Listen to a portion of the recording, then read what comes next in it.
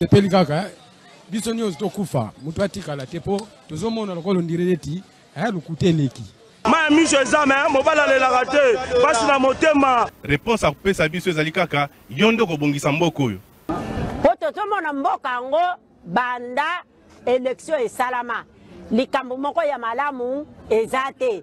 Président oyo azobukonzi soki azalaka président soki azalaka nani o toyebi te. Elo etikali ezaka batia mura na FARDC baya babakisama awa pour tous les sortes ya bavoleur baza awa batie bango awa na rompanga ba te fois nane ya totanga bula fufu tongomoli ya totonda te.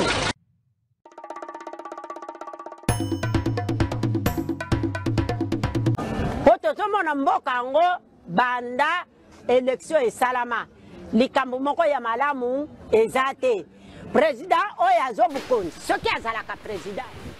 Merci beaucoup. Vendredi 6 juin 2025, Mbote Nabino Nyonso Sika Bozali, Congolais de tous bords, Congolais de tous genres, Batu Nyonso Balga République du Congo. Na vendredi aleloyo na pesibino Mbote, Mbotama Elamu, na Batu Nyonso, Babotami Mokola Leloyo, Mbotama Elamu, na Gisèle Nzeba, plus particulièrement na yo, Mbotama Elamu. Na Naomi Mpila, Mbotama Elamu na yo, Mbotama Elamu na Batu Nyonso, Babotami Mokolo.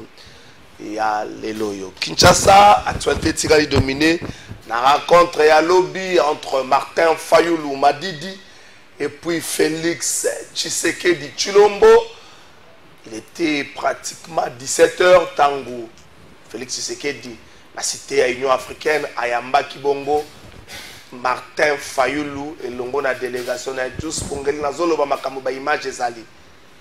Ayamba Kibongo, Martin Fayoulou et Longo na délégation na ye azalaki accompagné la secrétaire générale azolo ba makambo ba vidéo ezali tango ba yebisa ko sala musala okupela ki théâtre. Il était 16h, il était 17h tango Martin Fayoulou Ayamba Maki et pas Félix Tshisekedi et Longo na délégation na ye délégation ezali composée la CG Devos Kitoko na presse Penge na Alex Ndende Dilexus et puis na maman Chantal Moboni bango walande basalaki na ye na micro na ye tango abimi na kopesa bino bolanda yango Martin Fayoulou alobi na yebisi na lombango ayamba batata molimo alobi il y a pas 36 solutions zaka moko ko dialoguer nenga na moni bango nazomona lokola geo ya jango ya nini mundele yo nani akoganye nani akopola mundela ke wapi est-ce que zali ndenge Martin Fayoulou abengi yango camp de la patrie toko définir camp de la patrie ndenge nini ebonge botama est-ce que camp de la patrie ndenge kolakisa kozala nzela moko na Félix Tshisekedi est-ce que le problème congolais ou la crise congolaise est essentiellement politique beaucoup tanioyo sur le plan sécuritaire sur le plan politique et même va solutionner d'une manière immédiate, d'une manière beaucoup plus proche, et puis d'une manière lointaine, et même va solutionner. Donc Vandeli Ango, Moboko, Nangonga Nao, Tobandi émission, na PC Adolphe Mousito Mbote, Adolphe Mousito na politique, Kotaka Nanzela Mounene, Kokotaka Nanzela Moukete. Kondimato, Kendoba, Yamwe pas conseil spécial, Boyara Makambouana. Boyara Makambouana, au grand bolo.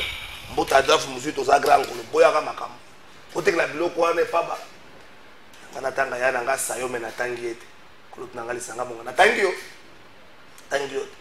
abandi langa natangi motute nzambe bongo ezalata makasa après c'est penge depuis no bina tango albina rencontre téléphone azo yamba ta na vite pour ne penga zo yamba téléphone ozo yamba ba nani epenge yo zo la ke wa boza la paris wa kala fa zo na direct na zuyo ozo yamba lisusote mais botika pena ebisa na ba congolais même ba oyo ba ko kamba même ba toto mona lokwa ba intelligence grise arrêtez de résumer nyonso na mbongo o Fayoulou la kokinzala te yo ndongo vanda ba eso Fayoulou za longa bato bazanga longa kolia ndenge bo vanda ndako wana bozo ba ke Fayoulou mais si no Fayoulou za longa bato ba longa monga loye na fin du mois avant na ville la plus riche du Congo le boulevard Tchatchi soko yebita avec la plus riche du Congo, c'est boulevard Tchatchi. La plus prestigieuse du Congo, c'est boulevard. Fayoulou la vendre à Kapuna. Ouais, ça te Fayoulou la coquine salate, Fayoulou la coquine salate. Non, non. to pousser mécanicien surtout ça on résumé nyonso na libumu le centre côté Germain Kaminga mingi le centre est à libino na fingi mutu ezaka makamba kolia te faulu na ba Tshisekedi do baleka étape à kolia baleka étape à première classe na avion baleka ba étape wana to na étape mususu na fingi mutu trois invités ba kozala na biso na plateau na pesa bango mbote après tokende kolanda Martin Faulu na Félix Tshisekedi mokola lopi bato balobi epenga zoli aminu epenga zoli aminu te epenga zoli aminu te non ça va changer langage te maman Dorcas a dit que kovanda ni bana bona pesi yombo loko kotida maman Dorcas na pesi yombo te vendredi malamu na yo plus bon début de week-end amen merci beaucoup ndeko Mike Sen Mike Sen la kaka costume lokola ngai lelo costume eza te moi atitidi ya mzee Laurent Desiré Kabila Mike Sen na pesi mbote oui mbote trésor kalafai mbote na bakoda bater na nga oyo toujours liba ko partager na bango plateau na tongo ya lelo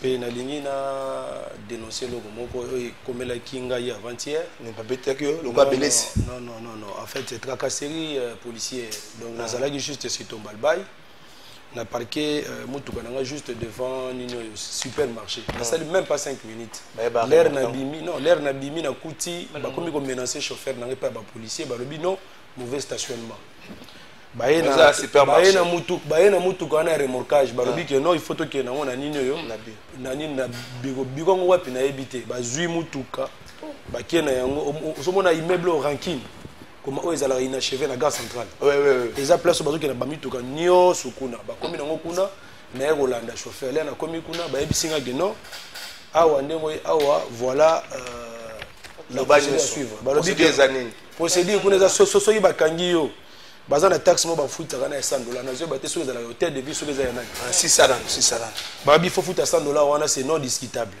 deuxièmement faut futa ngo wapi kaka wane pana ba bongo wana ta futa na déjà na maboko te na kuti des jeunes dames qui sont là bazo pesa quittance et puis bazo linga te batu ba kota sinon ba ko filmer bango téléphone fait kana guérite soko ye ko réclamer mutuka na yo téléphone fait kana guérite parce que si au côté kuna peut-être tu peux appeler l'intervention tout ça ba lingi kututé je suis entré sans téléphone na kuti des jeunes dames ba présenter nga babi non mauvais stationnement amende transactionnelle na ngazali $50 fourrière $10 comme frais de remorquage $100 non discutable ça $60 na meyi ko discuter ba lobi awa ba discuter raté to bengi nani mitali bisoté la bi bon ça va pas de problème de na bag en tout cas le leçon na leki na émission na yo j'ai récupéré voiture oui j'ai récupéré ça j'ai payé $160 ba pesi nga pe reçu na ça na wa bi reçu na na ngwa timeza na mutuka la ko pesa biso donc na za na reçu wana awa c'est là na za na reçu gouverneur à ville zongi ça grave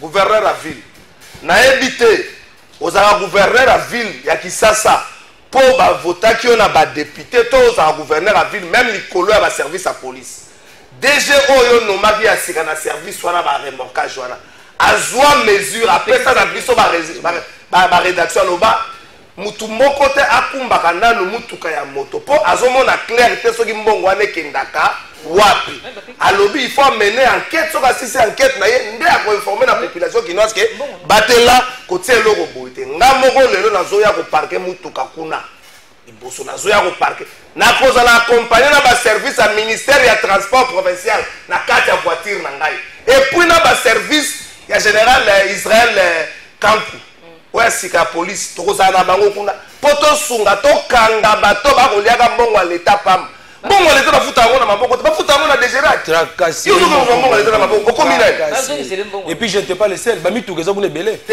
kende kaka tiaka mutuka okomona ndenge bazoremorke yango tokofilme bango tracasserie alaki avant-hier aujourd'hui baza kuna bamama des jeunes dames qui sont là mama botungisa mate kaka ndenge nazoloba bato kotinela nga bavideo na bino nazotia yango na télévision botungisa mate mosala esili otala boye na famille bazotala ngo boyeaza na baresi ndeko nanga kala fai sino nimokeli nga na kopesa yango merlin vuvu napesi yo mbote mbote ndeko trésor kalala mbote na bandeko to trésor kalafai bon lokola na toso na ndeko na biso ya communicateur trésor kalala ndeko kalafai mbote na bandeko to kabla en plateau mbote na honorable Mike Mukebai oyo gode poi amela mbongo na ende bakino balobara il y a plus de 12 mois une année ya molima na e na lingi nazaki na loko batenga loba na même sens na ndeko nanga Mike Sem ba fourrière aux hommes na Kinshasa et c'est hôtel de ville Il y a même des anciens gouverneurs, des anciens premiers ministres, des anciens ministres de l'Intérieur qui ont leur propre fourrière.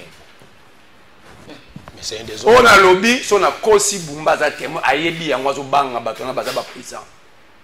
Soit gouverneur. Ayeb Mamnazo Loba, Ayebi, son ministre de transport. Non, tu vas nommer la personne à relaxer, on va liste de je vais venir. Ça dit que Naba Kaka Bato Longo Bango va remplacer, Baba fourrière na bango. Et qui est Bango? Nazolo banayote Nabato Bango remplacer Ngobi. Na boy nangala balotanga bakomba bato. Tant la vie ba oyo pe Bumba remplacer. Bango pe bazana ba fourrière na bango. Ba premier ministre ba leka, ba gouverneur, ba commandant ya ba ville. Bazana ba fourrière. Des autres totalement. Donc à faire la fourrière, la ville ne gagne pratiquement rien. Les affaires là-bas. Au moment où l'ongoli général qui limba. Atinda ki ba mitu ko to benga ba kabasele ba ko to ba moto abattoir.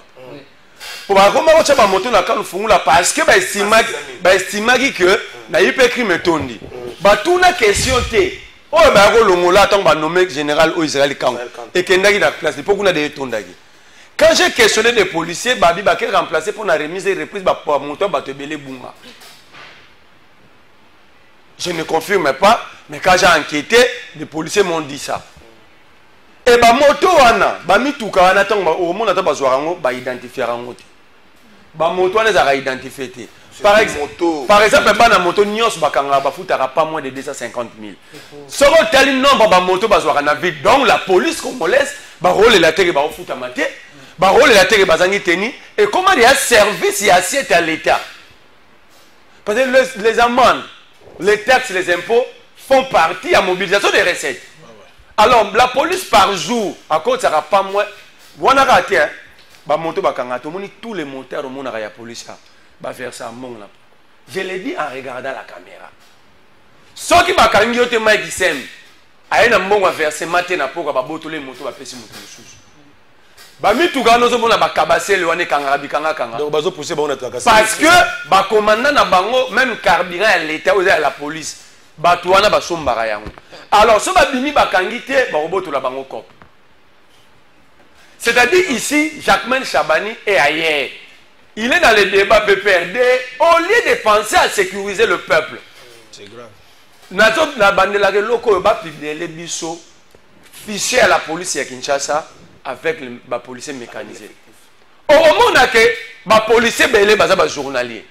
Merci beaucoup. Alors, comment bolingi tozana ba braquage, comment bolingi tozana tracasserie, comment on présent pour les policiers na kabase les panzi maleo bakangi banzungu tolani tokuti ba olia. Ah wala lingwana veni libenge croisement couteau. Bazo lia maleo ya mama bado. Soro lobby bongo ba benya outrage à la police. Mais ce que les policiers font, ce n'est pas l'outrage au peuple. Donc, basala ba texte mora loi pour biso à la esclave, ba benya outrage à la police. Mais policier a un téléphone, policier a botoli nzunga mama taza pauvre ba lia yango. Asali outrage au peuple était cette fois-ci biso to comme c'est un outrage au peuple fait comment. Merci beaucoup Merlin vous tata mokonzi ekolo Félix Tshisekedi Chilombo mokolo ya lobby assisté à la cérémonie à lancement à nouveau passeport étant le premier des Congolais tata mokonzi ekolo azwaki passeport ya sika passeport ezali ko réunir ma condition nyonso requise surtout les cambotari domaine wana ya aviation. Est-ce que tu as une régie pour 30 secondes bongo tozonga?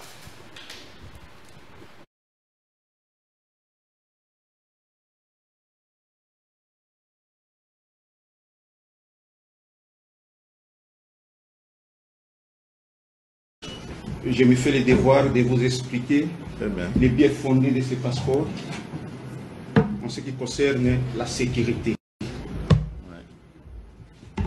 Excellence, ce nouveau passeport biométrique contient des données invisibles.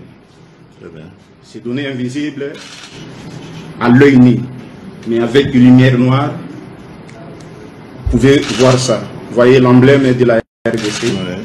Et il y a le filigrane qui est ici, qui n'est pas visible à l'œil nu. C'est ça. Mais avec cette lumière noire, vous voyez, il y a le filigrane qui se voit. Voilà. Et ce passeport est accompagné par Emmanuel. Voilà, Excellence, au nom de son Excellence, Madame la ministre d'État, ministre des Affaires étrangères, je vous remets ces nouveaux passeports biométriques. Merci beaucoup, monsieur. Merci.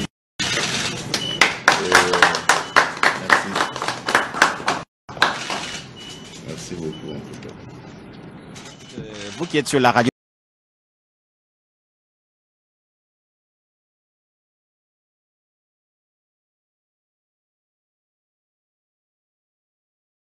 Merci beaucoup, Tata Mokonzi Ekolo. Pardon, ma service à contrôle, ça n'a pas passé pour $75. Tout le monde va télé non, oh non, je peux ça et 150 € lobby. Pardon, Tata Mokonzi Ekolo. Toyoka na mawa. Si nous avons bilongi kokana, toyoka na mawa. Toyoka na pierre moko élevé. Après yango, toke ni siko na régie to bandi penza émission na ndenga mokete akafuka photo landa interview ou réaction à Martin Fayulu après Bobby Minaye. La rencontre au Basaki Nangolobi na Félix Tshisekedi. Toke na Gambaresh.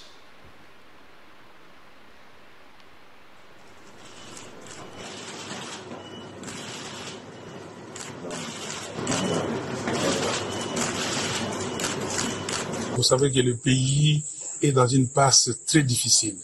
Nous sommes attaqués de partout. Nous avons besoin de la cohésion nationale.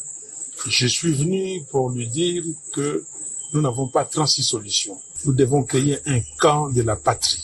Donc, des gens qui luttent pour leur pays. Et donc, pour cela, avec toutes ces crises que nous avons, crise sécuritaire, crise sociale, crise politique, la solution, c'est un dialogue. Donc, je lui ai demandé de tout faire pour rencontrer les évêques de la Cinco et les pasteurs de l'ECC pour discuter afin de voir ce pacte social qu'il propose, comment est-ce que nous pouvons le mettre en avant. Donc, il m'a compris et il va donner sa réponse très rapidement. Nous sommes Congolais et nous avons des frères et sœurs qui souffrent, des enfants qui souffrent, des enfants qui dorment à la belle étoile, des enfants et des gens qui meurent tous les jours. Aujourd'hui, à Goma, combien de gens sont morts? Aujourd'hui, à Beni, à Butembo, aujourd'hui, à Bukavu, combien de gens ont été maltraités par des gens qui ont occupé nos territoires, nos localités. Donc, c'est de ça que nous avons parlé. Nous sommes humains. Nous avons lutté dans ces pays. Nous n'avons pas lutté pour que demain les Congos soient balkanisés. Voilà, nous avons dit, lui et moi, et nous sommes dit que jamais sous notre ère que le Congo sera balkanisé. Je suis venu pour ça et pour insister que le dialogue est nécessaire et qu'ils reçoivent les pères spirituels. C'est bon. Merci beaucoup. Merci beaucoup, le camp de la patrie. Maman, Torcasto Bandanayo n'a pas su. 2 minutes, Olandi, Martin Fayulu. Avant, tout décrypter, avant tout ça, Yomoko Olandi, Martin Fayulu. En 1 minute 30, réaction à chaud, la caméra de la voix. Nalandi, c'est vrai. Nalobi que mieux vaut tard que jamais. Pourquoi? Parce que les décisions sont quoi? Ils vont très bien. Parce que il est combiné au Ghana et Béni, tout ça, un rassemblement soldat du peuple. Soldat du peuple parce que Zalaki vraiment pour le peuple. Bakam contre pour le peuple, tout ça, il était là. Mais Nassima, comme on est, comme le soldat du peuple rwandais, parce qu'à comme il est là rwandais, à sali point de presse na bango tout ça. Donc comment il peut ça bon mot. Mais tant on a yoki à sali discours tout ça, dans le gloire à Dieu. Mieux vaut tard que jamais. Et puis merci à président Fachi, le col réceptif parce que ma on est tout le temps et ouverte à ça le bar. Mes mains sont ouvertes, j'attends. Alors le col a eu résolution yakoya et ça madame. Mais dengo zolo bakan de la patrie. C'est pourquoi on a quand de la patrie réaction à chose côté. Bon discours wana et puis ça va et belé au nyonso bazana nous de l'autre côté. Mayele et puis base de là ce qui quand le 15 et coquille bah signature et signé à États-Unis sur le Koya nous soutient parce que vous savez la presse Koya wana bayewan ayewan a combien union sacrée a vu raison attends union sacrée tout qui dans le combat dénomination tout ça souvent dans le bac hein tangu likambo mboka ezali to longoli makambo anga nazali vert nazali rouge nazali orange nazali blanc non to longola ka nyonso wana to mitia peza congolais oyo za na amour ya Congo, oya lingi Congo, oya zota la ndenge Congo zokeni. Parce que tu dis ma kambo ba couleur ba tout ça, ba tu bazo kufa wana, ba ko zo ba tunyo so, eza ba ko pona ba to couleur boye ba kufa, couleur boye ba tika la ezate. Ayen à la raison na ba population congolaise na mboka Congo, bisika Congo alingi to kende sikoyo, to barricade na no, ba o bazo boma biso ko sisa biso ayen na groupe wana. Ndena lobi oyo nyonso ba yen na groupe wana. Après les 15 ba tu bayate. Bayate makamu si heureusement vers la fin. Il y a les 5 choses. Pour ceux qui ont la signature sur le site. PC Koti. Donc on a tout supporter. Bon zila ekomat eyate pour abundi mingi makambo belé salami to mona kité ba mususu kutu oyo ba ko sala ba discours na Rwanda tout ça là maintenant il a compris. Merci Fayulu Matidi. Merci Nandemo Zone na droit chemin. Merci beaucoup Maman Dorcas. Mike Hussein, réaction à choix discours. Oui, Yomoro l'a dit déjà dans l'interview le président Martin Fayulu, le soldat du peuple. Maman Dorcas a dit que na maman qui non atikala ko changer té, il est toujours aux côtés du peuple. Donc ce n'est pas dit que ceux qui a linga qui bino en fait ko zalana bino tendaza contre le peuple, non. Il est toujours aux côtés du peuple et il continue toujours de défendre le peuple. Donc réaction chose à que non, déjà l'interview tout est clair. Fin du suspense, fin des spéculations. Vous avez suivi juste après son discours comment est-ce que certains compatriotes naïfs entre guillemets au soutien kananga s'attaquent pour eux Martin Fayulu denga senga ki akutanana ndekonaye Félix, c'était pour une faveur. Or ce n'était pas ça et nous avons rappelé à nos amis que non, Bozela, ne mettons pas la charrue devant le bœuf. Bozela rencontre wana Bokoyo ka oba solo la payer alobaga parce qu'il y a des gens le long de Kalafa, il faut qu'on se le dise. Les jours ils font semblant de ne pas être avec Félix. Mais les soirs, ils sont avec Félix. Je vous dis parce que il y a eu des délégations M23 et Félix qui ont fait 30 jours à Doha pour en discuter. Alors que bateau babandaki ko s'attaquer à Martin Fayulu, il fallait qu'il explique Bisso quelles sont les revendications, qu'est-ce que le M23 a exigé à Félix.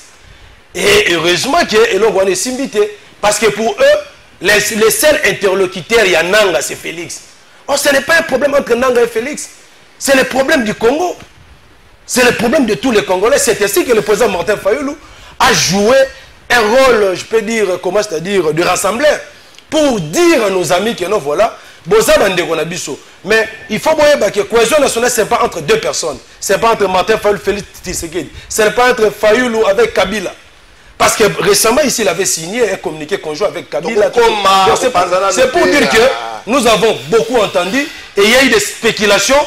Population et puis qui ont fait des émissions pour insulter même Martin Fayulu. Avantouye, Escroc, Ayokinzala, Akero Luka Moussala. Ils doivent s'excuser parce que nous avons des images. Nous allons leur rappeler ça. Que nous voilà XYZ avait tiré sur Martin Fayulu, soi-disant qu'il il est allé chercher le travail. Mais contrairement à l'interview, le peuple congolais moura et landi pa yoki et là on est Martin Fayulu qui est qui solo là, nande qu'on a Félix. J'ai dit merci. Merci beaucoup Merlin vous. Yoki bande ko réaction à chabato comme na makotoko tamakambo et comme ça moi solo. Merci beaucoup ndeko Trésor la faille. Nayoki maman na robana na maponga za la commentaire mais na kota na 4 ans to kota. Maman lobi l'amour du Congo parce que ba kota na Félix. Donc maman na biso ayebi amour ezalaka na baka. C'est que maman allo a sokoli a yoloba. Yangwana amour a des camps. Celui qui n'est pas Félix n'aime pas le Congo et celui qui détourne avec Félix balinga Congo. Parce que l'amour du pays c'est être avec Félix. Bon bateau badana Félix bateau il ba 400 millions dans la carte d'identité. $1 milliard et bima. C'est ça l'amour du Congo, c'est être avec Félix.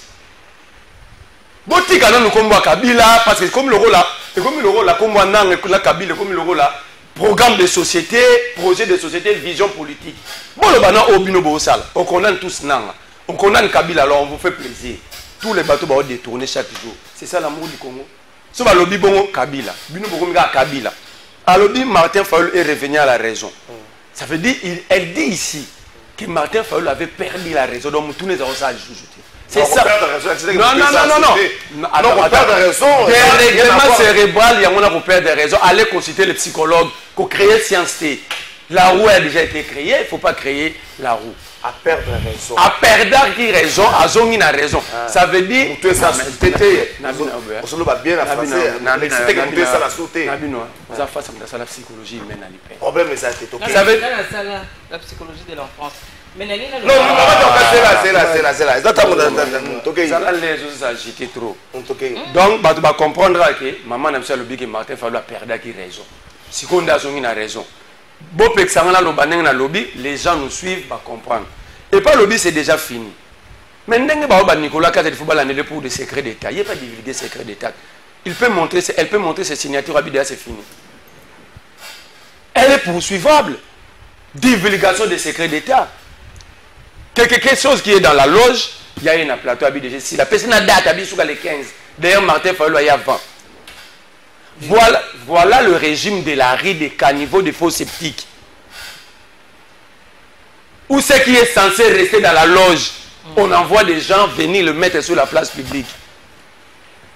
Dans le bar, ce qui est de pèse et Zapaka Djouma, c'est que c'est des âmes au Pourquoi je l'ai dit? Quand on écoute dans le lobby de Fayulu, on va tout d'accord, on va soutenir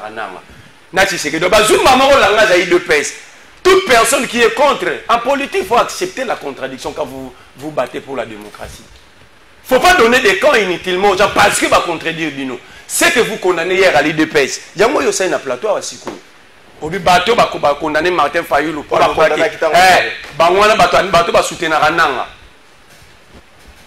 Est-ce que vous avez des preuves? Simplement parce qu'ils ont contredit Martin Fayulu. Nous sommes une nouvelle génération, mon frère. Je ne t'interdis pas d'aimer Fayulu. Ok? Mais la lucidité, la compréhension, il faut être parce qu'il n'est pas un plateau, c'est ton image qui est vendue. Pourquoi vous traitez Batu Yananga facilement, simplement pour avoir contredit Martin Fayulu? Alors que si on te demande de prouver tel est le Nanga, vous prouvez tel. Le bon est que Martin Fayulu a démontré telle chose. Mais quand je vais entrer dans les détails, je vais pas date, na ba période, puis on l'action ba ligne au Martin Fayulu a. Et puis je vais te dire de quoi au ba lobby et penge nan ba contredire ngati. Arrêtez d'être esclave d'une génération.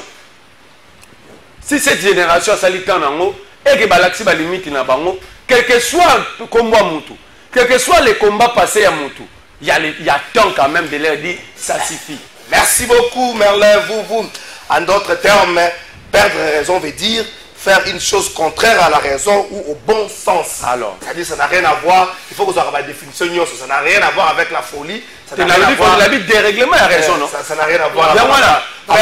S'il vous plaît, ce qu'on a maman, ce qu'on a moboko. Tokota na moboko. Quand de la patrie, Martin Fayulu le Biango, alors bien, ça n'a Félix Tshisekedi.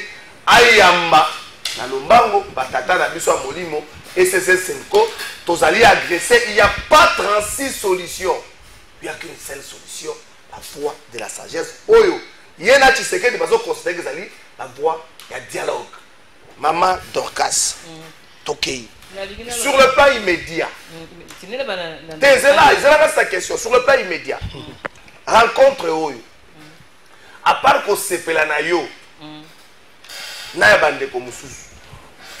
ça serait quoi l'apport d'Ango na ma question pertinente à Congo? La question 2 minutes, on reçoit 30 secondes de rencontrer Merlin, donc 2 minutes. Dans le lobby de Merlin, dès que tu as émission est dans l'agenda. Alors que la traduction littérale, moi, ma belle absolue, on a tout côté ça moi français. Il y a aucune de la traduction dans le pays. Oh, tu as un azoroloba qui a zongi la raison. Maman nyonso yobi pukola tout ça va maman nyonso na quartier ba tu ebele yo ba ko landa makambo ko na biso Congo ba ko kinde musika ndenge okete tika makamba ko kotisa ba to ba français na bino nde bumi mboka na biso tika ko raisonner na français to ko loba lingala to suka na lingala ko mimela biso ba terme makasi wana te pour rien to ko loba pour na population nyonso base nyonso à comprendre bien oya ba kalaka wana eza ba bisika mususu na émission. Merci beaucoup maman. Voilà. Rencontre il y a lobby, question d'aller rencontre, il y a lobby. Beaucoup. Sur le plan, en fait, dans l'immédiat, à part vos CPL, dans l'immédiat, ils ont des beaux CPL. Dans l'immédiat, ils ont des beaux CPL. Oh, mon ninga, tu sais là qui naïe, tu mets ça là qui naïe, tu boulies naïe, tu connais vraiment bitumba tozo bundalango du jour au lendemain, tu moni muto tozaï pour combattre dans ma campagne dans ma baie, puisqu'il y a un jour le commandant du peuple Yemoko alors que extrait fait les cabines à la télé que batu oyo akamwa katanga fanda zotala batu bazoya na ba chaîne à télévision bazokumisa kabila yaka tout ça abi c'est des sorciers, c'est lui-même qui avait qualifié ces gens de sorciers. Et ce qui na moya le boy oyo to moni communiquer conjoint yo zawana nas ba sorcier wana il y a de quoi batu baloba baloba na batu teke oh boloba qui contre et tout ça non makambo susuko totika makambo ba image ezali banini ezali to bimisa totika ekende na okaka ndenge toloba ke les paroles s'envolent les images totika na bisoka ba image wana totika makambo parce que so to bitozo za ba image ba to ebele to ko koloba sute ko makambo to lobaka na ndenge to komi normal kaka ba to ba critiquer so ba na biso ba ba que les politiciens congolais to comprendre ka bango te bazali le lot rouge le noir le vert c'est tout à fait normal mais le en ce moment nous en a besoin ya mboka na monsieur wa kimia tout dépeuplé quand il y a mon mouna pour nous autres dans mon camp on besoin c'est un sengo mingi tant on a fait des fois la média hôtel bobi monter mon comme susu ou bien mamoyo la chaîne beaucoup de tout bunda pour na nini nazali contre Kabila mais ceux qui la phase natali que maman na comme kokumbisa Kabila ko le kanga ko fachi ko le kanga na bi merci Seigneur tout dépeuplé quand il y a mon mouna donc maman Kabila eh bien attends c'est lui qui nous tue tu comprends ce qu'il avait une mission trop spéciale dans Mboka na Congo.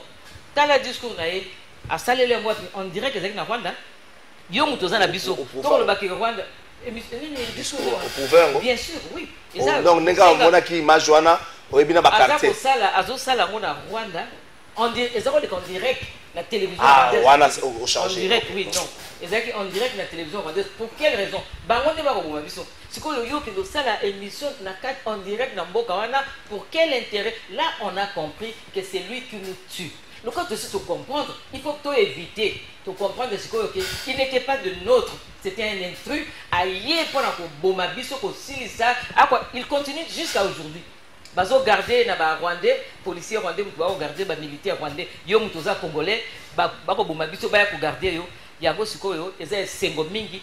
Quand on a tout dépeuplé, nous allons quoi quand on a diable. Donc on dépeuplé quand on a, tant qu'on te comme belé, tu fais des belés. À l'immédiat, ça n'a pas possible. Et c'est sengo. Et c'est sengo pour te comprendre que ba makambo ya zo barazaka nango wana faulu. Oya lo barazaka nango que yeso ka zala ka ngeko sala akotia ngosiko na mesa. To tia ngosiko en pratique to bouter mon mona de dehors. Donc on est là-bas mususu nyoso boya. 15 juin par rapport à 15 juin aux États-Unis. Merci beaucoup. Ndeko Michael Sen. Pour la maman Dorcas à l'immédiat, à part cette image, il y a Sengo Oyo. En fait, Ngomi Balete, ça va pas Balete manifester cette image, il y a Sengo. Mais Oyo, famille politique, il n'y a pas encore quelque chose Oyo, soit comme retomber à rencontre à l'immédiat. Est-ce que vous êtes d'accord, la maman Dorcas, mais aussi pour la Yomoko, cette rencontre. Na immédiat na ngongo tozwami c'est quoi va retomber na ngongo? Oui, merci beaucoup de Trésor Kalafai na lani na bokebi mwana mboka Merlin Vuvu bon oyo agi posture moko ya ko lukabi m'a donné des leçons, c'est-à-dire que non, nous sommes des jeunes, nous devons saisir cela tout ça. Bon, je l'ai suivi mais moi je ne vais pas vraiment m'attarder là-dessus parce que ngonga isa moké. Que quand j'ai parlé, il y a eu des gens, juste après le discours du président du Martin Fayulu, ils comprennent qu'il n'y a pas de contenu à discours. Parce qu'il n'y a pas de discours. Les discours étaient très clairs. Avant Koutou, à ça le discours, à ça qui lundi, il n'y a pas longtemps ici, au mois de mars, il avait interpellé Nanga. C'est si réellement tu es congolais, tu es patriote, tu aimes le pays, dépose les armes, il y a Katofanda tout solo. Il avait rappelé à Kabila, Kanisa atama moke au Congo Pesayo, engage-toi sur la voie de la paix. Paix à Ibisagin de Gonaï Félix, que non, si réellement la paix et la sécurité, c'est une priorité pour toi, soutenez la démarche de la CNCO SCC. Mais à Monique depuis mars, si tu as commis en juin, bandeko na biso bazokufa na Goma na Bukavu. Il n'y a pas d'évolution. Basango, baki kokutana na ba partie prenante nyonso. Baki tina Goma avec beaucoup de risques. Kokutana nanga. Bazu cahier de charge na bango. Bakutana Kabila, bakutana Katumbi, na batu nyonso wana. Mais tu peux constater que non, il y a une mauvaise foi. Et ça là, côté ya bandeko basi minduki, na côté ya bato ya bazana passer la pouvoir. Parce que là, le basango baki kosala ba démarche wana, tu peux comprendre Tshisekedi a engagé des démarches parallèles. A-t-il une délégation, il y a une délégation M23. Et nous avons interpellé, nous avons dit oui, si c'est pour la paix, c'est bien. Mais tu rappelles qui Félix Nananga que la cohésion, ce n'est pas entre vous deux. Parce que la crise que nous vivons aujourd'hui, nous connaissons les acteurs. Aujourd'hui au Congo, Dixit, Moïse Nzangi, vous ne pouvez pas parler du Congo sans Martin Fayulu. Aujourd'hui. Il avait dit ça. Si vous revenez, tout le monde qui note, beaucoup de la kuna, soyez vous signer d'accord. Et pour engager les autres parties prenantes, autoyebi makambozo sur la kuna. Et voilà maintenant, l'air peut interpeller Bango. Monsieur Soubalo Biote, et ça n'a juste pour obtenir le cessez-le-feu. Ndeko Kalafay. Tu as évolué. Yoka tu as fait d'idée. Tu as évolué, tu as commis le mois de juin. Tu as commis Ndeko Kabila, à Sala, ni au discours. Mais bien avant cela, Bandeko Labi, c'est une union sacrée. Ils nous ont qualifiés de quoi? De pro-rebelles. Tout simplement parce que Martin Fayulu a pris une décision salvatrice de signer un communiqué conjoint avec ses frères de l'opposition et de la résistance. Ceux qui vont signer un communiqué, on a le 30 avril. Aujourd'hui, Félix avec Kagame, il va signer accord de paix avec le Rwanda. Tout le monde est nous avons parlé le même langage. Ceux qui connaissent la Maraté, le 2 mai, Félix allait déjà signer ça. Il fallait Kabila, Katumbi, Sesanga, na Fayulu, va signer un communiqué conjoint. Si tu as que Bandeko est sacré, comme il y a biso, toza pro Kabila parce que Martin Fayulu avait répondu à l'Obino. Si j'ai signé ça, c'était pour sauver le pays parce que j'avais vu qu'il n'y avait pas l'intérêt du Congo. Merci beaucoup. Kabila a constat l'interview sur ce discours. Dans le discours de Kabila, il a parlé seulement ce que Martin Fayulu a toujours dit. Mais curieusement, tu as comme on a Kabila na Goma. Tout le monde est comme là, vous. Kabila est allé faire quoi à Goma? Oh non, il consulte. En qualité de qui? Il est facilitateur ou médiateur? Ça, c'est topier la démarche de père spirituel. Il y a moins de non, tout le monde de la même manière que Félix, à travers son conseiller, avait initié des consultations. Nous avons bien dit que Kabila, comment Félix n'avait ni qualité ni compétence de consulter les forces vives de la nation. Et nous avons aussi rappelé à Kabila, tu es partie prenante de la discussion au même titre que Fayulu, au même titre que Félix. Tu n'as pas qualité de consulter. Longwa Goma, parce que Goma est sous occupation rwandaise. Merci. Mais les gens nous disent que non, voilà, oui, il est à Goma, il est au Congo, tout ça. À l'immédiat, on gagne. À l'immédiat, Fayulu a ouvert la voie dans le dialogue parce que Félix, écoutez, parce que Félix ne voulait pas recevoir les évêques catholiques. Pour lui, les évêques catholiques jouaient pour Kabila et Katumbi. Maintenant, Fayulu a dit non, non. Comme c'est ça le blocage, moi j'irai voir Félix. Et vous avez suivi son interview. Il est clair. Il a gagné sauté. Ça va, ok, c'est bon, je vais évoluer.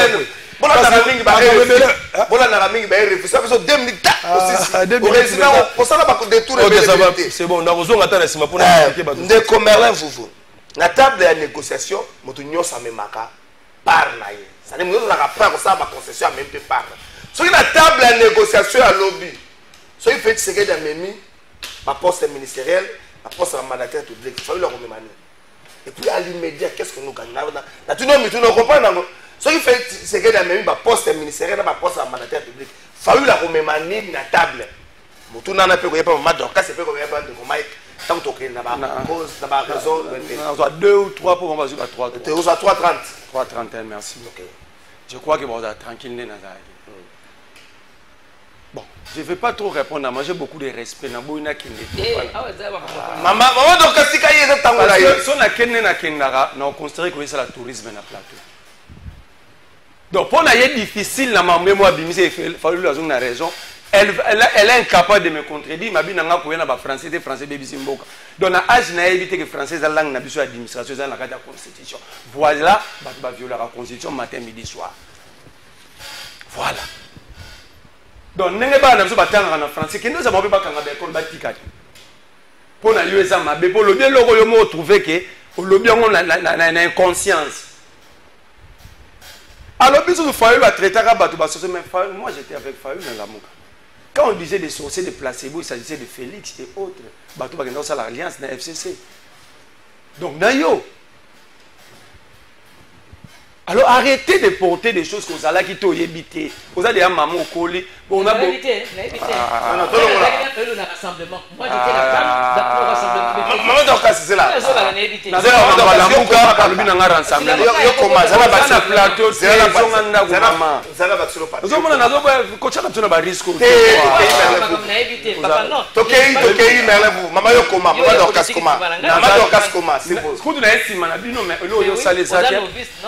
S'il vous plaît, maman Dorcas, s'il vous plaît, timing maman, vous devez avoir honte de votre génération. Parce que quand on regarde ces pays, vous devez nous donner respect parce que nous avons perdu nos amis à génération. Moi j'étais d'abord. S'il vous plaît, voilà parce qu'ils n'ont jamais été démocrates. C'est là le Merlin. Maman Dorcas, on ne sera pas faire l'émission comme ça. Faut pas y cabino bien pour moi quoi lobby. Moi baninga msusu ba yoki mo comme ça ko lobby. Yo la tour à Merlin vous malobi. Yo komaka. Yondo chebi réagir. Bato ba kumisa Kabila, baza ba sorcier ne falando ba. Mais jamais Kaboun na exception Kabila za série. IDPS, dis nous. Kabouya to jamais. Kabound d'abord. Kabouya loba. Muto loba na Kabila kaza mutema mabena mambo asali. C'est que muto ana linga kaza ennemi à République. Alors quand on dit des sorciers ba kumisa Kabila. Commence par vous condamner vous-même, si vous êtes sérieux. Votre génération, il faut que vous soyez tout génération. débat personnel. Je n'ai pas dit une génération. Oui, génération, il faut que vous parce que nous, on n'a pas encore géré. Mais vous, vous étiez là. Quand vous regardez ce que vous avez donné à ces pays ça rassemble à un territoire dirigé dans le passé ou dans le présent. Génération n'a vu la première ministre, il y a le bon, nous avons combattu. Vous avez amené le pays où? C'est ça le vrai débat. S'il vous plaît, s'il vous plaît. On ne saura pas continuer comme ça.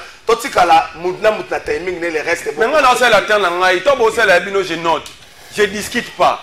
Donc en fait, il y a eu une rencontre hier entre deux intolérants. Quand ils parlent, moi je note. Je prends mes notes. Mais ceux qui ont aujourd'hui parole, il s'agit. Alors bien, que Fayoulou, tant à l'obagi, bataille des pèses battraita qui est pour Rwanda, pour que signer à venir. Donc Fayoulou a agi pour apaiser les esprits selon lui. Donc ceux qui battent considérer que comme Rwanda n'a pas signé ces 100 déclarations, va dire mais monsieur, on peut couper dans une partie dans notre collègue en public. À l'Obiboy, Fayoul a signé car il n'y a même pas un mois. Déclaration dans ces 100, na Fayoul, na Kabila, na Moïse, il de pèse. Balobi qui a commis pro-Rwanda. Alors pour prouver, Fayoul a créé sa petite chéquée, disons ça dit, Fayoul a ça dit on a volonté, il veut prouver. Ça dit il n'y a rien de consistant. Alors il se soit que Fayoulou, non. Non, Fayoulou a parlé il y a procès hier parce qu'il y a eu pression pour qualifier avec votre langage facile. Fayoulou le discours hier il y a 3 minutes, les 3 points soulevés. J'ai même synthétisé, la vidéo existe. Elle n'avait pas évoqué Maman Bassango. Bon, ce discours, bon, tu as toi dans les médias. Ah, bah, il passait carrément. Il s'était présenté comme l'homme à solution. Quand vous pensez que les autres ne pouvaient pas trouver solution seul, comment vous pensez que Fayoulou seul peut trouver solution avec Tshisekedi? Mais Fayoulou, non, Merlin, c'est vous, c'est là. Fayoulou Banda Kala, avec un dialogue, voilà. On l'a vu dans la sujet. Oui, on va voir la sujet, Banda Kala, on dialogue. Mais justement, j'arrive là. Mais j'arrive là, tous, moi. J'étais contre le dialogue, mais avec le procès fiscalisé à Bassango. Mais d'abord, tu as circonscrit le débat entre deux niveaux à Fayoulou il y a 2 jours. Fayoulou a sali discours parce qu'il y a lobby membre discours. Dans le discours à Fayoulou, bon là qui s'en place Fayoulou avocat qui ne serait-ce que même par l'abscisse pour ce évêque. Ne serait-ce que par l'abscisse. Lorsqu'il y a eu des réactions à un fait politique, il revient pour corriger. C'est ça la logique. Il a corrigé. Ne dites pas qu'à l'Oba qui a un discours, le discours est là. le discours est là. Moi, j'ai synthétisé pour publier la rose, on a tindeli, ça veut dire ici, hein, arrêtons la manipulation. Fayoul est allé négocier son le poste ministériel. Deux monsieur, gardant jalousement, décider aura la primatie. Décider ça fait par mot, parole d'évangile. Pour la parole d'évangile, jalousement. Je prends en témoin l'histoire et le peuple. Décider aura la primatie. Il y a Zoloba, Fayoul, est-ce qu'il y a des Fayoul à l'Omer? Moi, j'ai déjà annoncé ça à la télévision. Ouais, il faut tout. Bango bakina caché. Dieu a annoncé pour Bibangi déjà.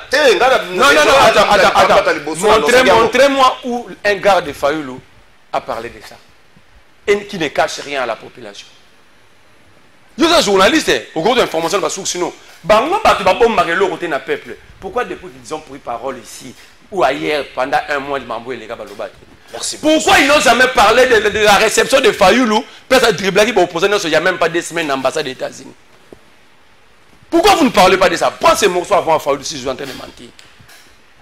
Vous pensez que vous allez mentir à qui et indéfiniment? Répondre au timing de l'équipe. Répondre, mais ça ne va rien produire. C'est déjà 5 minutes. Ça ne va rien produire parce qu'il y aura partage des postes. Et on appelle sur l'élément du Bosso, décidé aura la primature. Merci beaucoup. Merci beaucoup. Je crois que ma téléspectateur Nabiso Bayebi, qui est le Cambouya. Fayoulou na Togo na Lobakango akendaka mokolo yo bakokunda professeur Kalele monta ba image bimaka azaki na bakabou na ba ministre intérieur azaki na Butu.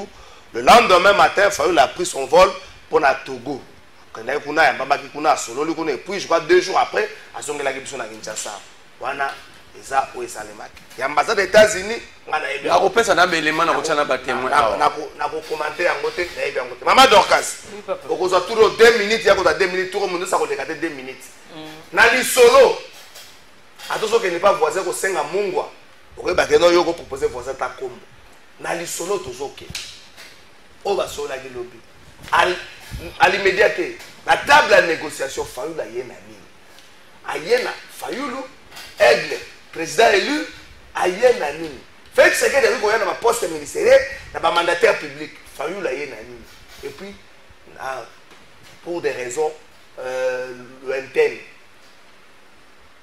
la solution n'est pas beaucoup de ceux qui baninga mususu ba kotité beaucoup de 2 minutes Nabi Boy je dis je pense hein la radio Moko de la place ministre il y a information Patrick Mouyaya alobaki bien que le président a boyi koyamba basangote mais timing nae dans le PSA militaire. OK. Bon, ezalate que le qu'on a fallu le lekaki hier puisque la meeting nae la discours nae à 5 ans pour na basangote. Mais hier hier absolument comme basango et comme a dit que oui tant président Fayoulou akendaki yemu ta sengaki fatia bi basango. Non, je dis déjà il faut considérer que basango da demande bien ça qui demande on bala liboso fatia boye ko yamba bango pour Fayoulou asala qui demande baya baye fatia lo dit OK yaka. Ça va faire un mois je pense. Tant que Fayoulou akei mais avant kende abengi basango abi boya fatia ko yamba boya boke nanga. Tant ba komi wana ba bengi fatia balobi toye oyena na basango pardon.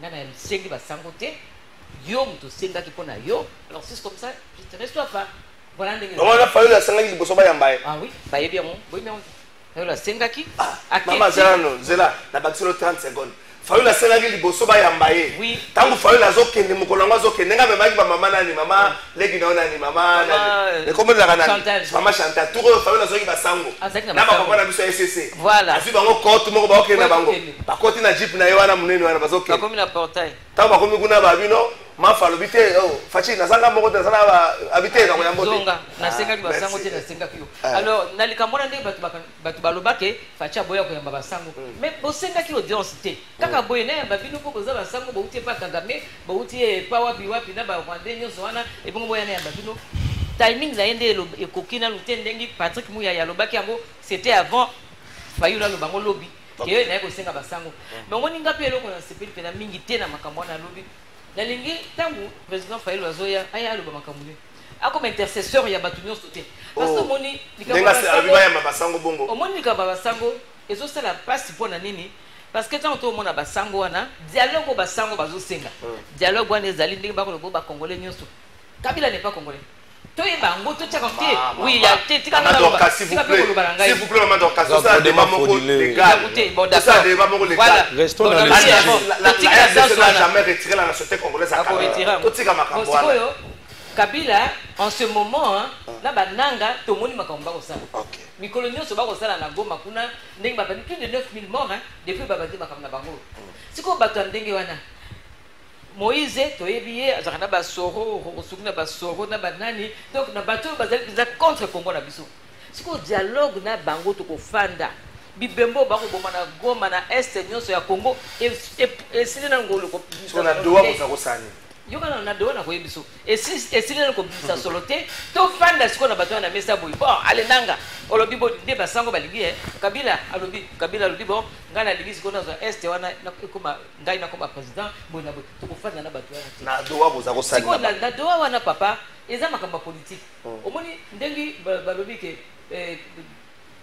Fayulu akendenge na Togo okotune siko akendenge osani papa makamba politique c'est très peut-être ndenge bozo kanisa wana boyete na doa ezali te ke fachi mutu asengaki basengaki fachi Kagame mutu asengaki bakende kuna bakutana bayokana te nazo ba doa na ba kasi wana zolo ba yango wana ezali bango nde basengaki ba américain bakoti ba qatarien wana ba bon boyana nuto solola pona ndengi Kagame andimi ke M23 eza makambo na ye boya to fanda to solola eza na sens wana akoboya te abito ke na ngola ke ndeki te bango ne bakimaki ezali suite ba makambo nyonso wana ya bakete na 30 secondes asuka na table ya négociation soki Félix Tshisekedi na ba poste ministère ba mandataire Fayulu ko yana nini na ebi zo bonza bango to bande ko na yo Fayulu ko yana nini non bonza ba ko mbale o bande ko na yo Fayulu ko yana nini non ngana linga pe ba langage wana te na makambo to sa politique ma bande ko ba tout ça ce qui ndeko wana makambo na to tseko dès le début je pense que le pays na mse kotina makambo to zo mona lelo te Fayulu ko yana nini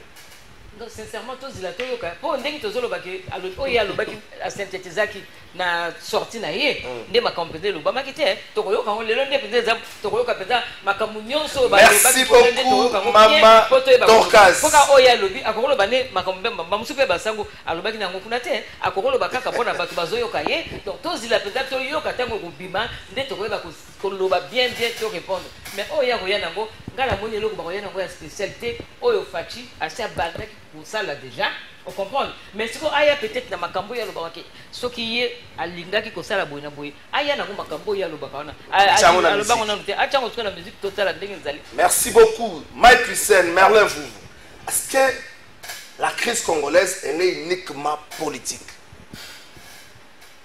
Si elle n'est pas uniquement politique, passez-moi ça, rencontre wana na table à négociation, na table à lisolo. Fayulu la mémine. La table à lisolo, Fayulu la mémine. Alors ce qui peut être uniquement politique, beaucoup tani na bango mi balé, na facette à crise mususu et résoudre problème nini. Ok, merci beaucoup de votre trésor qu'à la fin. On a constaté que Ndekonangai Merlin Foufou a préparé une mission à l'éloté. Azan a confusion, Azan a désorienté la population. Mais on a rencontré, il a fait parce qu'il y a un raccordement fraudulité. Parce qu'il y a des affirmations gratuites. Azan a awa qui n'a lomé pour nous écouter na Félix. Écoutez, on a répondre. Moi je vais te répondre dans le fait. D'abord, tu as affirmé que non Fayulu s'est rendu à Lomé, tout ce que et alors il prend écouter Félix pour négocier les postes. À qui écoute Félix n'a parlé de la nation, c'est pour négocier les postes du premier ministre. Peut-être que tu ne connais pas Martin Fayulu. Ça c'est craché sous le combat de Martin Fayulu. Minimum de respect. Osant le même langage avec les kabylistes, les katumbistes et les nanguistes. C'est ça. Écoutez, tu as le même langage. Pourquoi je dis ça? Ce sont leurs propos. Ils ont dit ça. Que Fayulu, en sollicitant une rencontre avec Félix, c'était pour aller chercher le poste. Minimum de respect. Les kabylistes, les nanguistes, tout ça. Il n'y a personne qui a la trappe de Martin Fayulu dans la lutte. Quelqu'un qui a sacrifié sa jeunesse pour mener une lutte pacifique aux côtés de Tshisekedi. Aujourd'hui, Martin Fayulu, vous dites que non. Azo Kende et pas Félix pour une faveur. Mais il était clair dans son discours. Alors, il n'a pas de s'il vous plaît, on comprend enchaîner bien té. Yoga Sugoy. Batou Balobi que non, il est allé chercher une faveur. Mais il avait dit ça dans son discours. Alors bien n'a qu'un faveur té. N'a qu'un peut-être pour la faux semblant. Mais n'a qu'un pour la tolukanden n'engagez toko sauver mon cannabis sur la plan de balkanisation. Le plan de la balkanisation de Trésor Kalafay devient de plus en plus réel. Derrière Nanga, il y a des Rwandais qui ont des velléités expansionnistes. Nous nécessitons de le dire. Pourquoi Nanga refuse de se désolidariser avec les Rwandais? Pourquoi? Parce que ce n'est pas moi qui ai dit que non, Goma Bukavu est occupé par le RDF. France 24, Conseil de sécurité, tout notre pays est occupé par des Rwandais. Comment les zones occupées par des Rwandais? Tout le monde a Kabila a commis les gens. Mais c'est ça, non? Pour ça, parce que quand tu dis ici que non, voilà, Nino, comment? Fayoulou, tant qu'on reconnaît un dialogue, la table de discussion, on reconnaît la Nino. Est-ce que cette crise, elle est la crise est politique et puis sécuritaire. Parce, politique d'abord parce que, et outil, na hold-up électoral il y a 2018. C'est-à-dire, nous sommes en face des institutions de fait. C'est-à-dire des institutions illégitimes et leurs animateurs. Crise wana et engendré crise sécuritaire au lelo bananga balobi que non tout aussi mindu qui parce que Félix il est illégitime. Ce sont là même les revendications des Nanga. Les pourquoi ils ont pris des armes. Maintenant, si on peut résoudre la crise, tu vois comment c'est parce que occupant un bon rabisso, parce que ça c'est un secret de polichinelle, mais j'ai dit ça avec condition. Il paraîtrait ce qui va pour parler entre délégation à Félix et Nanga, c'est parce que Nanga et la délégation du M23 auraient demandé à Félix l'autonomie de gestion non Kivu. Et puis une transition de 8 ans. Ça c'est eza affirmation, je parle au conditionnel. Maintenant, ce que ça bon et que Félix Aboyi, est-ce que Nanga, eux ceux-là qui soutiennent Nanga, aiment le Congo ou bien nous allons les traiter comme étant les ennemis du Congo? C'est pour cette raison maintenant, le président Martin Fayulu l'a dit non, nous devons créer un camp de la patrie pour défendre notre pays du danger. Si on a zongi la table, et là on est Fayulu Royana Yango, nous avons fait la proposition. Nous avons dit ceci, dans la cohésion nationale, nous avons 5 objectifs pour poursuivre. Nous amenons des propositions concrètes.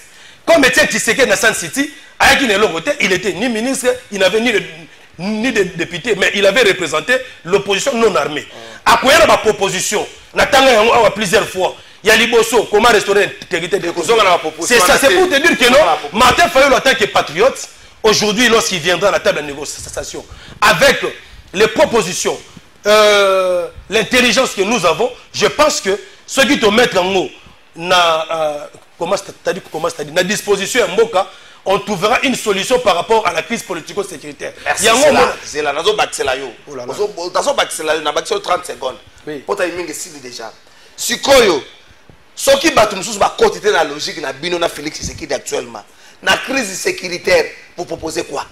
Non, c'est-à-dire quoi? Aujourd'hui, dans le Kalafay, il y a l'unique option pour mettre fin à la guerre. Ça maintenant c'est le plan B, c'est ce que tu veux que je dise. Le président Martin Fayulu avait dit à Félix que ceux qui ont s'érigé un obstacle contre la cohésion nationale, tu n'auras pas d'autre choix que de démissionner. Et il est allé nous rencontrer. Il lui a répété le même mot. C'est-à-dire qu'il est temps aujourd'hui de former le camp de la patrie pour défendre notre pays contre l'agression extérieure. Si je ne pense pas qu'ils vont refuser de rejoindre ces camps de la patrie.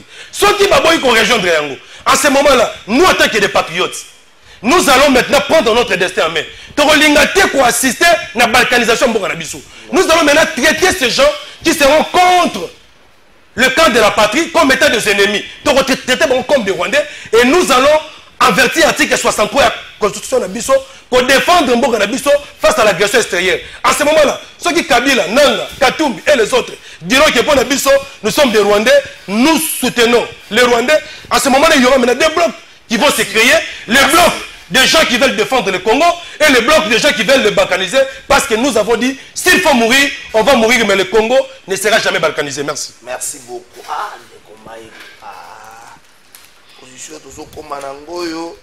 J'aime les discours des politiciens. On doit se comporter comme tel. Il y a un plan B. Si vous avez un politicien, il y a un plan B. Si vous avez un plan osali pipi oke kolala eloko koya na nsima mpona plan mpe ezalaka nyaki soki nazobandela motu na Marlin Vo soki na démarche ya Félix Tshisekedi na Martin Fayulu bandeko mosusu wana baboyi kokota. Quelle serait la solution sur le plan sécuritaire? Sur le plan politique, on peut s'arranger. Quelle serait la solution sur le plan sécuritaire? Alors, Mike Hussein lobby, la crise est politique et puis sécuritaire. Sur une crise est politique, Martin Fayulu a Goyana, moi ma solution. Sur la sécuritaire, à un impérium à pouvoir te. À repérer sa conseil, il y a réforme et armée.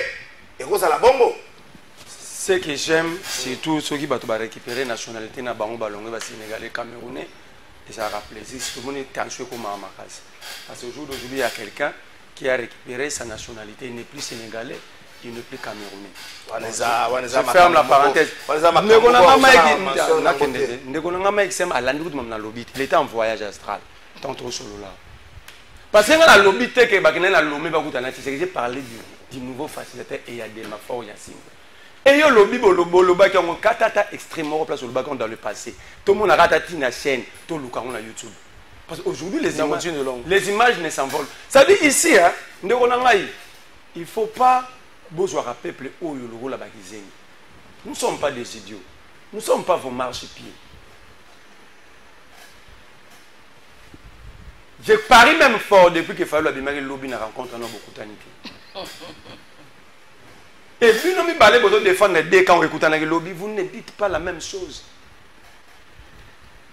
Quand Perrault, je suis tenté de donner raison à Perrault par rapport à dire à maman. Quand Perrault a dit déjà, il y a eu même des demandes d'audience avant. Maman l'a bien dit. Donc on donne raison aux multiples caméras de Perrault. Yo landaka Perrault wana. Oh yo moto lobby mambo ya lobaki il y a 3 jours. Lobaki makambuya lobaki. Ah, maman c'est là. Auto lobaka siko que Fayulu la 5 audience depuis Kala. Mais c'est ce que Perrault avait dit. Abibo landa discours été et si bakutanaki Fayulu a introduit même demande à d'audience. Atika te yo pour lobby yo peut prendre dans Atika. S'il vous plaît, s'il vous plaît. Viens de la table Maman Dorcas s'il vous plaît. Au monde siko. Ne rêvez pas. On rêve parce que c'est. Non. Pour imposer plus sauter le temps l'obaté pendant que les choses s'affirent. Dans le but là, l'obaté, dans le but l'oba, mais ne rêvez pas. Elle va dire à maman. On va dire ne l'oba dans le plateau. Faut confirmer que. Elle a dit, elle a tenu le même propos que Perrault Louara. En quoi Perrault est rwandais? Parce qu'elle a tenu le même propos. Vidéo, elle est journaliste. Maman a l'obité que Perrault a. Mais Nabi n'a yoté. Elle a l'obité que. Il y a l'obité. Oh, il va te parler.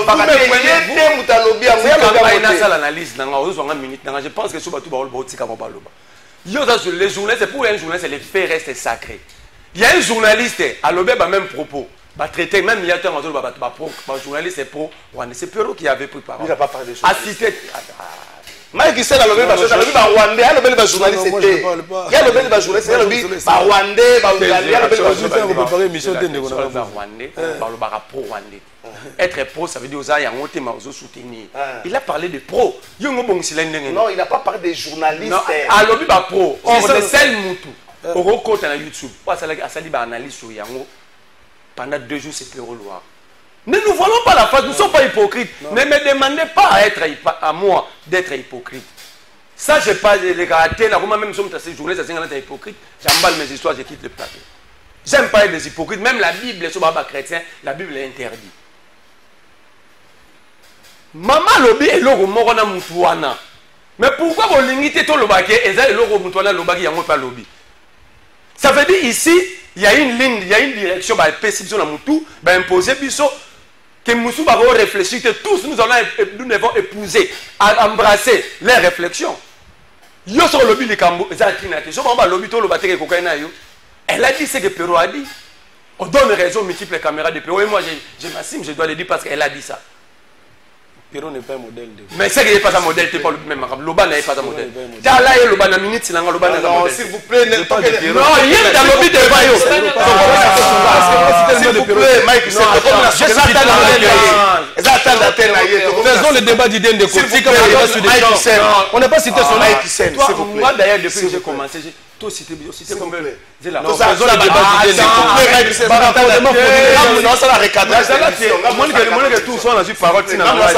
Soit je quitte le plateau. Yo le balanga débat des idées. Autant il va katumbiste combien de fois on a plateau. Tout quand avec extrait sur collé. Autant combien de fois bakabiliste. Autant combien de fois nanga. Autant combien de fois. Ce ben ba rétorquer yo na même de faiblesse d'esprit nabino te combat d'idée tous les émissions que tu combat tout panza siko voilà la faiblesse vous êtes des faibles évoluer il y a un résistant qui est descendu de la montagne il a traversé la rivière pour aller saluer le roi qu'il disait lui-même illégitime.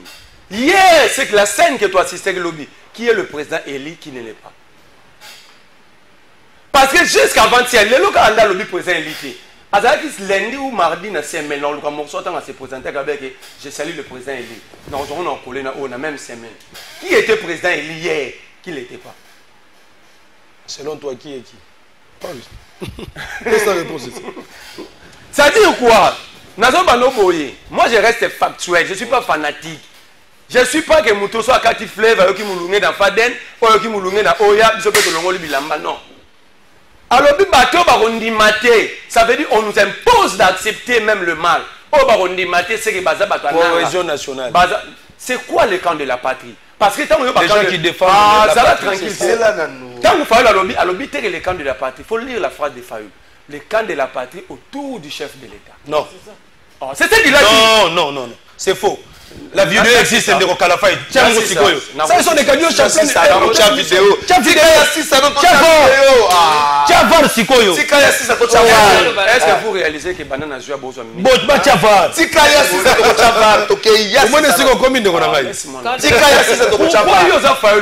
c'était un acteur politique et tout le monde peut réfléchir sur ces dires? Pourquoi vous empêchez les gens de réfléchir sur les dires de Fayou? Pourquoi? Ça s'appelle assujettissement intellectuel. Vous êtes des assujettis. Parce que Fayou est acteur. Quand il prend parole pour l'opinion congolaise. Ça dit tout Congolais doit réfléchir sur les propos de Fayou. Pourquoi vous nous empêchez de réfléchir? En quoi? Ça s'appelle la bande. Vous êtes des esclaves intellectuels. 10 secondes. 10 secondes. J'ai parlé de l'ambassade des États-Unis. Ndeko Kalafay, vous êtes un journaliste, a introduit. Les morceaux, on a bimisa. Prends ça, au tenir ba combo dans et puis, on a besoin d'introduire même à l'ambassade. Après la déclaration, il y a 4 leaders d'opposition qui aujourd'hui va traiter Bango Rwandais pour Nanga à la plate. Malobeke na mon peuple, ma vidéo est tirée. Mais Bango va signer une déclaration na Rwandais na pour Nanga. Il n'y a même pas 3 semaines. Pour quel objectif? D'abord, vous avez signé avec Merlin, réponds. C'est leur mentalité de désolé. On a pas dit que si des hommes pour nous, ils dépassent ça. Fayoulou était en contact avec l'ambassadeur américain. L'objectif de la rencontre, c'est Bango, Bobo y consultation. Vous voulez quoi? Fayoulou a brandi la déclaration parce que l'ambassadeur voulait contacter chaque leader d'opposition, quel que soit en exil ou pas. Fayoulou a pris l'engagement d'aller contacter tout le monde au nom de l'ambassadeur. C'est ça qu'on peut contacter qui n'est pas Fayoulou. Fayoulou a contacté seulement ces 100 et il a dribblé tout le monde. Ceux qui ont Kabila à Rwanda, c'est reconnu-t-il pour Rwanda?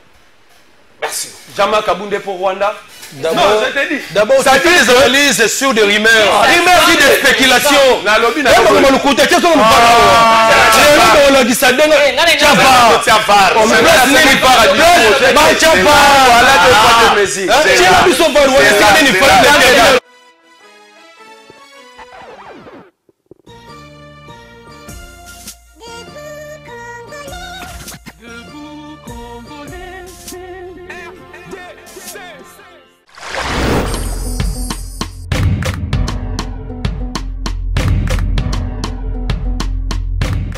Vous aimez quand c'est chaud et généreux? Dis-moi tout. Canal+ met du piment dans votre télé.